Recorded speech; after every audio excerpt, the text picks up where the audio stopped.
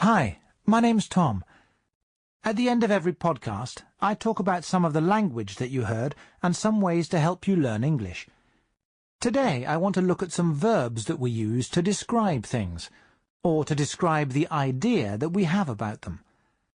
Listen to Emily and Carolina talking. Remember, Carolina is ill. What phrase does Emily use to describe her?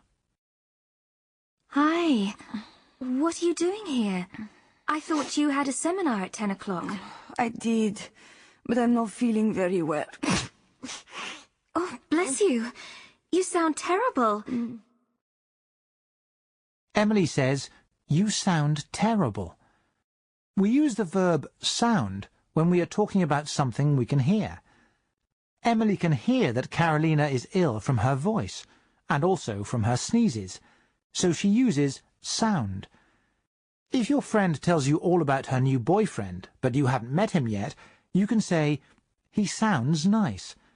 You have the idea that he is nice from what she has said about him, from what you've heard. So you can use sound. Now listen to Emily again. How does she describe Carolina this time? And you can go to the chemist's and get yourself something to take. Then come back here and go to bed. You look awful.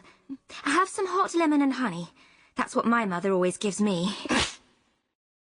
This time, Emily says, "You look awful." This time, she can see that Carolina is ill. It isn't just her voice now. Her eyes are probably red, and she might be very pale.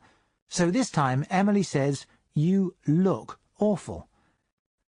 If your friend shows you a photograph of her new boyfriend, and you haven't met him yet, you can say, "He looks nice." You have the idea that he is nice from the photo, from what you can see. So you can use look. A lot of languages use words that translate as seem or appear in all of these situations, so using look and sound might be a bit strange for you. Try to notice people using look and sound in the English that you read and hear, and try to use those phrases yourself. Now I want to talk about something that's very important when you learn a new language. Do you remember Carolina's problem with the word constipated? Constipated? Why did you tell him you were constipated? Well, because I am. See? I can't stop sneezing. You don't sneeze when you're constipated. Constipated means that you can't go to the toilet. You know, you're blocked. You know, you try, but you can't. Well, you know. Oh, no. I was thinking in Spanish. In Spanish, we say, "I'm constipada." This is a very common problem. It depends what language you speak, but sometimes there are words in your language that are very similar to a word in English, and very often they have the same meaning too. For example, arriver in French is similar to arrive in English, and the meaning is the same. These words can help you a lot. But be careful. As we just heard with Carolina, sometimes the words don't have the same meaning at all. The word constipada in Spanish looks and sounds the same as the English word constipated, but the meaning is completely different. We call these words false friends. They look or sound the same as a word in another language, so you think they are friends, but they don't have the same meaning. The German word for poison sounds the same as the English word gift, which means a present.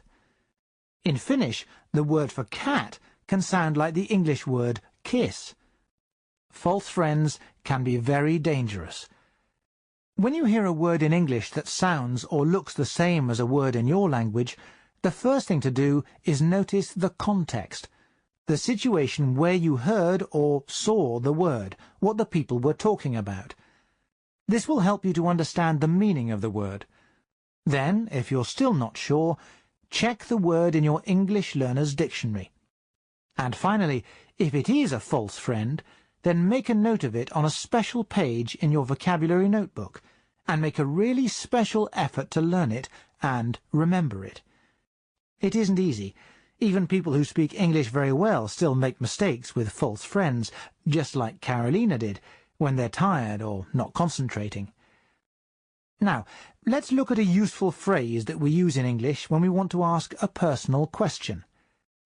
Listen to Carolina and the chemist. What phrase does he use when he asks her a personal question? Vitamin C will help. Here you are. Take one of these 3 times a day, and drink plenty of water. Where are you from, if you don't mind me asking? Venezuela. I've only been here a few weeks. Ah. He says, "Where are you from, if you don't mind me asking?" Of course, in a different situation, with your new classmates, for example, "Where are you from?" isn't a very personal question. But the chemist doesn't know Carolina, and in this situation, Carolina is buying some medicine for her cold, Carolina might be offended. She might think the question isn't appropriate. So he adds, "if you don't mind me asking." This makes the question more polite. If you want to ask someone a question but you aren't sure if it's polite to ask, then use "if you don't mind me asking." Just before I go, let me give you a phrase from the podcast that you can use. Listen to what we say in English when someone sneezes. Achoo! Hi. What are you doing here? I thought you had a seminar at 10 o'clock. I did, but I'm not feeling very well. Oh, bless you. You sound terrible. You'd better go to bed. Did you tell your tutor that you were ill? Yes, we say, "bless you." Some learners think that we say, "God bless you." Well, maybe that was the original phrase that people used a long time ago, but nowadays it's just "bless you." Use it the next time someone sneezes near you. Okay, that's all from me today. I'll talk to you all again on